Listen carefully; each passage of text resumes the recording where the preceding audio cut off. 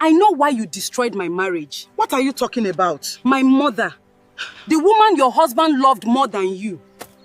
That's why you hated me. That's why you ruined everything. You look just like her. Every time I saw you, I saw her. Jane had spent 4 years wondering what she did wrong. 4 years believing she wasn't good enough. But standing at her former mother-in-law's door, holding evidence of a decades-old secret, everything finally made sense. The hatred, the sabotage, the destroyed marriage. None of it was about her. This is how it began. Jane met Joe at a wedding in Enugu. She was 25, a secondary school teacher in New Haven. Joe was 28, worked in his family's import business. They talked all night about books, dreams, childhood memories. 3 months later, they were inseparable. 6 months later, he proposed at the botanical gardens. My mother will love you, he said, sliding the ring onto her finger. He was wrong. The first time Jane met Joe's mother, the woman went pale. Just for a second, a flicker of shock. Then she recovered. "Welcome," Mrs. Okonkwo said stiffly, extending a cold hand. But her eyes were ice.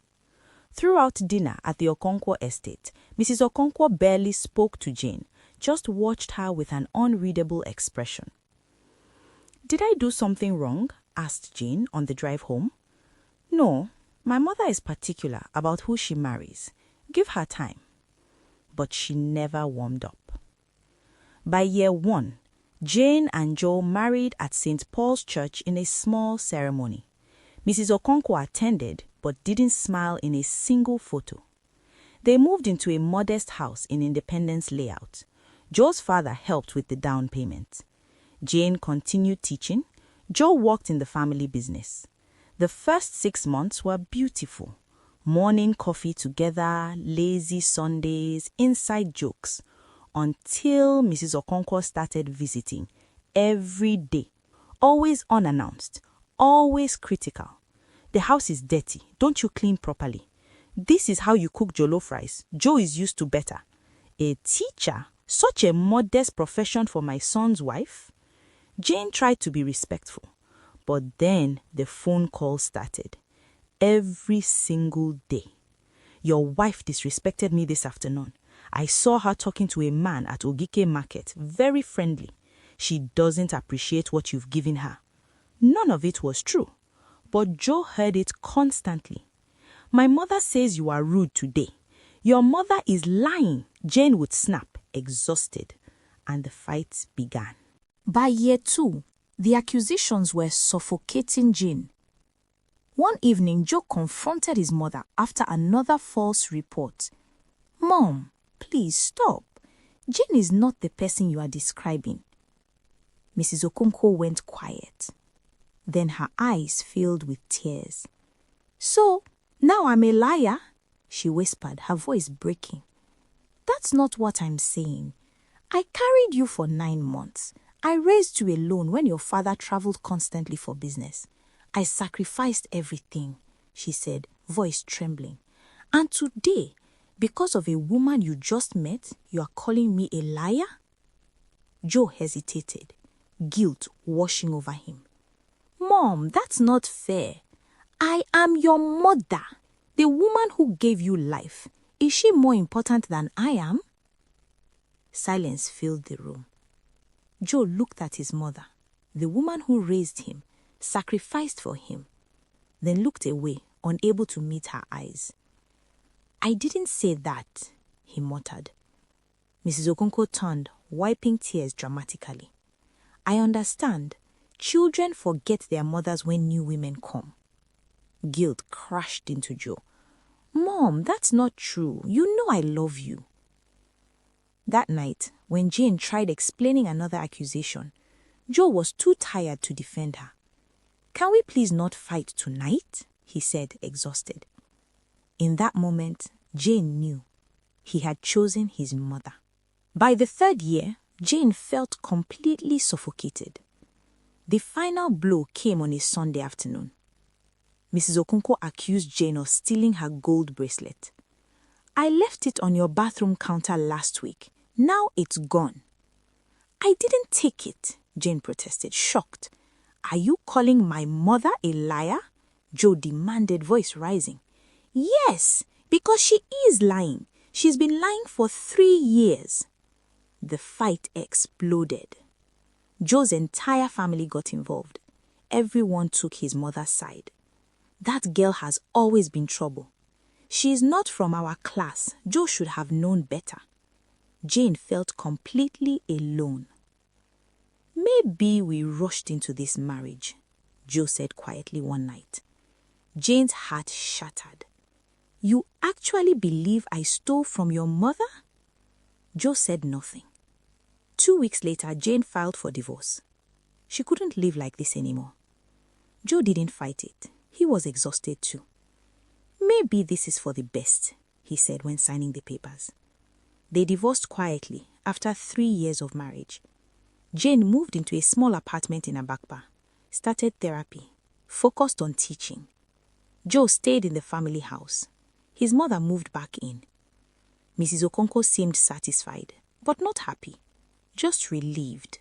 Chief Okonkwo died suddenly of a heart attack. 6 months later, the family decided to sell the estate. Mrs. Okonkwo called Jane unexpectedly. "I need help sorting through his things. Papers, documents, personal effects. I'll pay you well." Jane almost refused, but she was between jobs. Money was tight. "All right, when do you want me to come?" "Any day you are free, let me know." 2 days later, Jane stood in the master bedroom where Joe's father had lived and died. Mrs. Okonkwo pointed to the closet. "Start there. Pack everything." In the back, hidden behind old suits, Jane found dusty cardboard boxes. She opened one. Inside were dozens of old letters, yellowed paper, faded ink.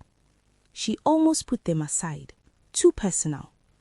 But one envelope caught her eye. The handwriting looked hauntingly familiar. She opened it carefully. "My dearest Chief Okonkwo, I will love you until my last breath. But I understand why you chose her. She comes from wealth. I come from nothing. I pray you find happiness. Forever yours, Adana." Jane's hands started shaking violently. Adana, her mother, who died when Jane was 12. She kept reading, letter after letter, a forbidden love story. At the bottom, wrapped in newspaper, she found a photograph. Her mother, young, radiant, standing next to Chief Okonkwo. On the back, in his handwriting, "Adana, the only woman I ever truly loved." Everything clicked into devastating clarity. Mrs. Okonkwo had spent decades knowing her husband loved someone else, knowing she was second choice, the acceptable choice, the wealthy choice, but never the first love. And when Jane, the daughter of that woman, with the same face, smile, voice, married her son, Mrs. Okonkwo saw her husband's first love every single day. The jealousy, the bitterness, the rage of a loveless marriage, all poured onto Jane, an innocent woman paying for her mother's ghost. Standing at Mrs. Okonkwo's door with the letters and photograph, Jane watched the older woman crumble. "You look exactly like her," Mrs. Okonkwo whispered, tears streaming.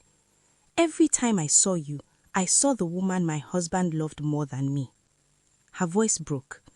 "I gave him children, ran his household perfectly for 40 years, and every night he went to bed wishing I was her." She turned bitter.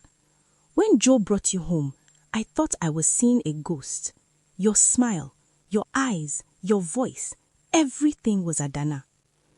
"So you destroyed my life?" Jane's voice shook with anger. "I never did anything to you."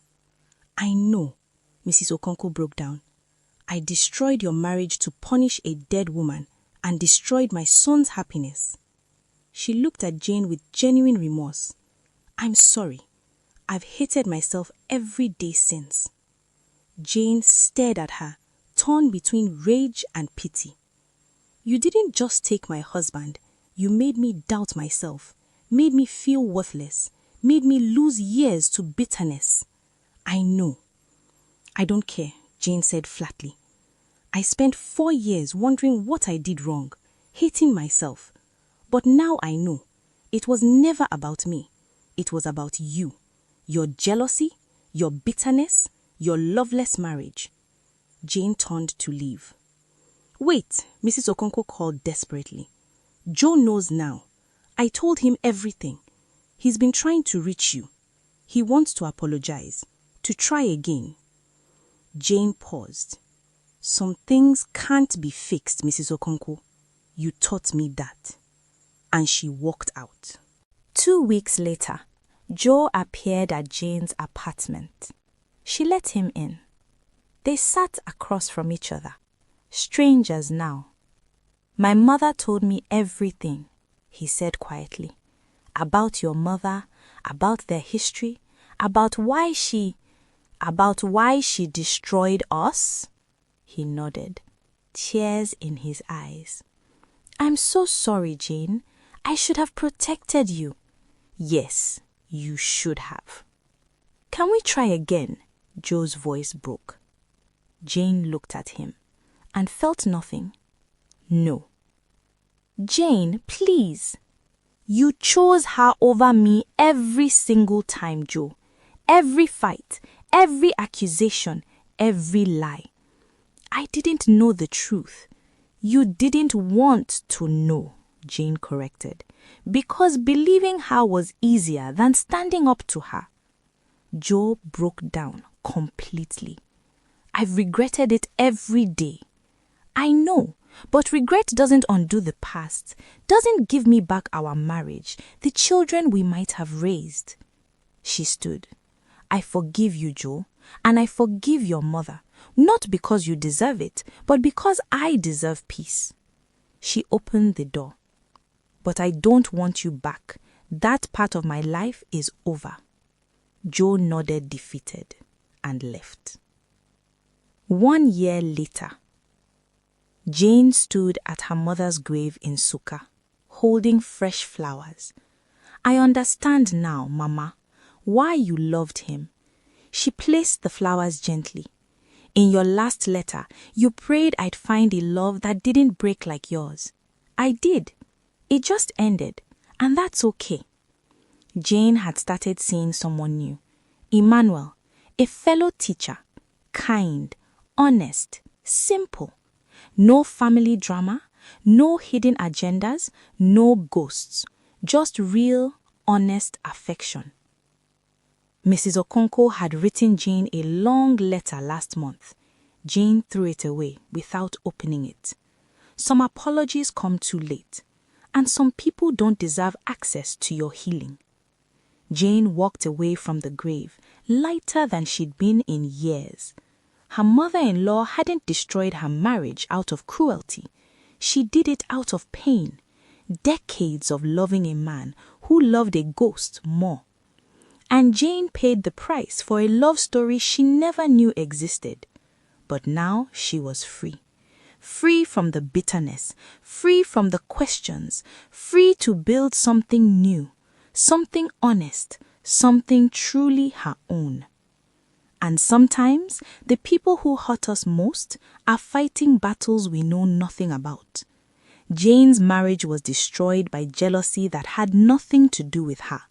4 years later, she discovered the devastating truth and chose peace over revenge, forgiveness over bitterness, freedom over reconciliation. Because forgiveness doesn't mean going back, it means finally moving forward. The end.